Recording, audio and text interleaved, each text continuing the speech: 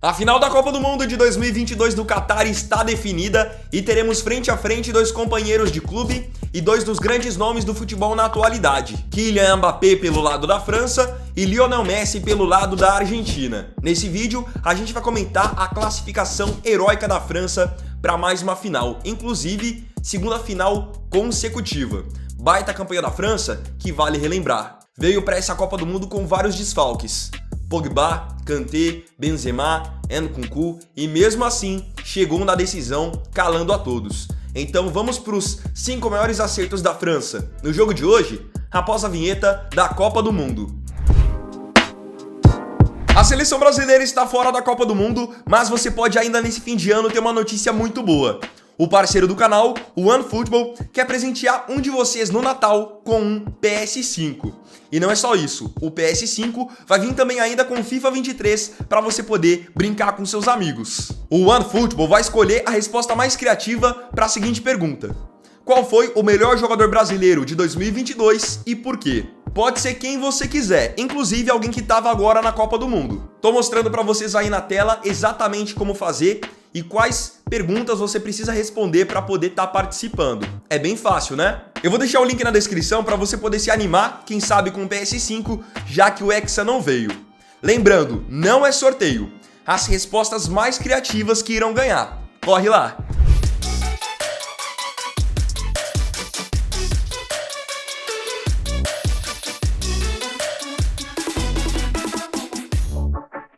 Antes de tudo, eu queria reforçar algo que eu disse na introdução. A França foi para o Mundial do Catar sem poder usar Pogba, Kanté, Benzema e Nkunku. 4 jogadores de peso, nomes que estão em alta no futebol mundial ou então que têm um papel importante na seleção, como por exemplo o Pogba. Não vive seus melhores dias jogando futebol por clubes, mas na seleção é uma baita referência. Benzema, todo mundo sabe, na seleção é um cara muito mala. Mas ele resolve fazendo gols, foi o melhor jogador da última temporada, vencendo a bola de ouro. Então a França chegou à Copa do Mundo sem jogadores importantíssimos, sem lideranças, jogadores muito técnicos, então nem tem como você querer exigir de uma seleção que tá com esses desfalques um futebol bonito. E aí que tá a diferença da França para outras seleções, até mesmo para a seleção brasileira. A França, mesmo com vários desfalques, é um time muito unido, um coletivo forte, com um mental muito forte. Isso faz a França conseguir os seus objetivos, mesmo sem ter suas maiores referências. Vocês podem ver, vários jovens nessa Copa do Mundo e mesmo assim a França consegue bons resultados. Então vamos aos 5 maiores acertos da França hoje para eliminar a sensação da Copa do Mundo.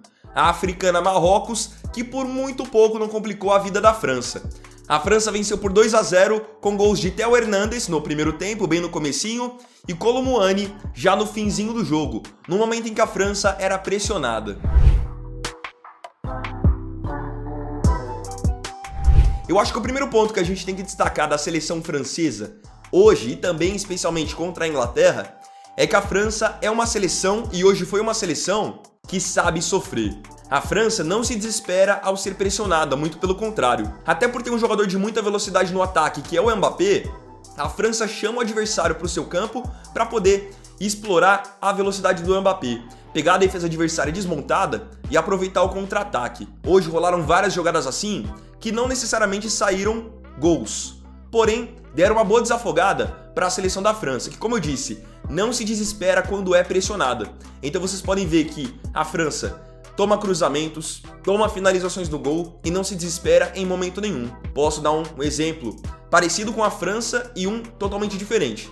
O parecido é a Argentina, que ontem mesmo chegou a ser pressionado em determinado momento pela Croácia e não se desesperou. Quis também jogar no contra-ataque. Agora um exemplo totalmente oposto é o Brasil, que contra a Croácia tomou um chute no gol e acabou sendo eliminada. A França não, ela chama realmente o adversário para poder explorar o contra-ataque e não se desespera ao ser pressionada. E isso é característica de um time que confia muito na sua defesa. Assim como na Copa de 2018, a França não deu nenhum show de bola, mas a França é uma seleção muito madura. E outra coisa, a França conta também com um goleiro que sempre que é exigido faz defesas milagrosas, e goleiro de time campeão tem que ser assim. Lloris hoje mais uma vez fez uma baita partida, da mesma maneira que já havia feito uma baita partida contra a Inglaterra, que também envolveu a seleção da França e a França conseguiu sair vencedora. Um segundo fator da parte de marcação da França que a gente tem que destacar é que eles fizeram faltas sempre que se viram em perigo no jogo de hoje. Isso é algo que eu já havia falado ontem no jogo da Argentina. Fazer falta no futebol não é algo errado, pelo contrário. Se você fizer falta com inteligência, você sempre vai poder proteger sua defesa.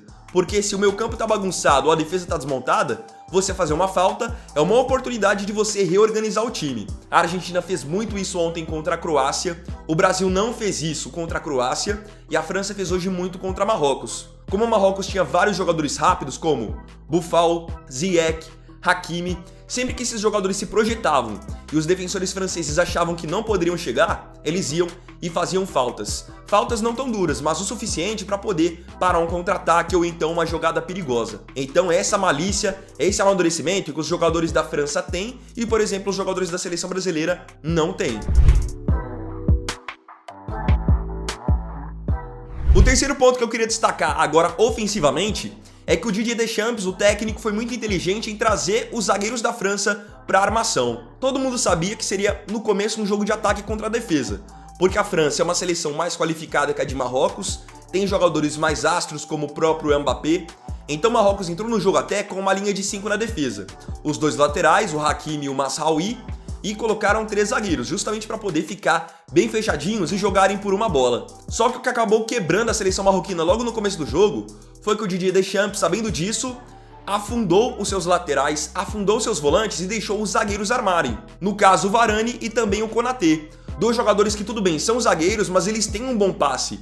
Então, Marrocos não marcava os zagueiros, já anulava os volantes e os laterais, e com isso os zagueiros tinham liberdade para poder fazer as infiltrações. E isso foi muito importante logo no primeiro gol. Vou explicar. Isso entra já no quarto ponto, que é o quê? A França foi inteligente para usar passes em profundidade. Como eu disse, Marrocos fez uma linha defensiva com 5 jogadores e tinha na frente da zaga 2 meio-campos muito marcadores, que ajudam muito na parte defensiva. Então, a França abusou de bolas em profundidade, porque se desse essa bola no pé dos jogadores, fatalmente eles seriam desarmados. Então o primeiro gol sai como?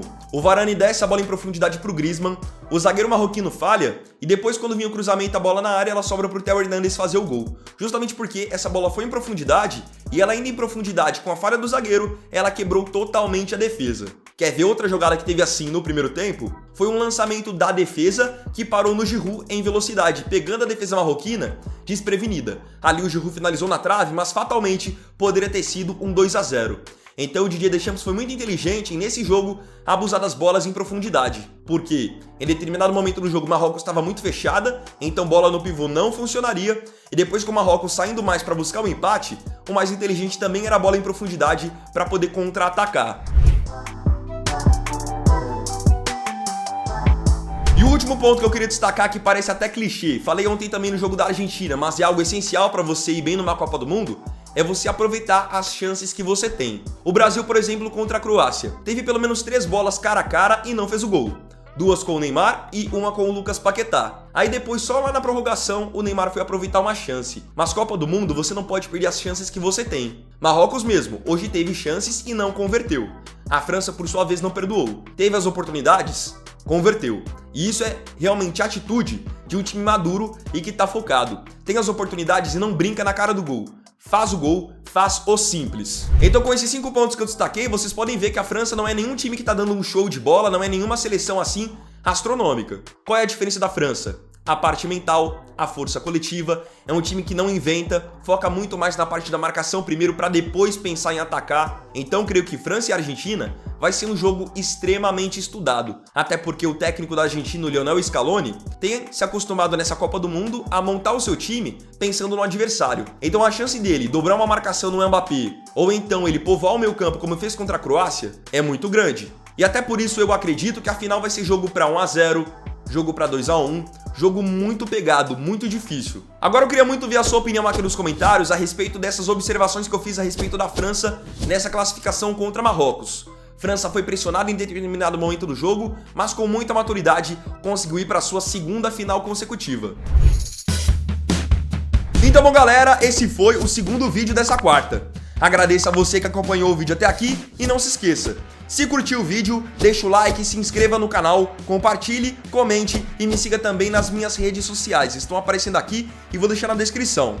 Na descrição também vai estar o link para você poder participar desse concurso para ganhar um PS5 e um FIFA 23 com a galera da OneFootball. Lembrando que a resposta mais criativa para a pergunta: quem foi o melhor jogador brasileiro de 2022 e por quê? Tá bom? Então é isso, galera. Tamo junto, até amanhã e até o próximo vídeo. Vini Wagner aqui, valeu, falou e fui!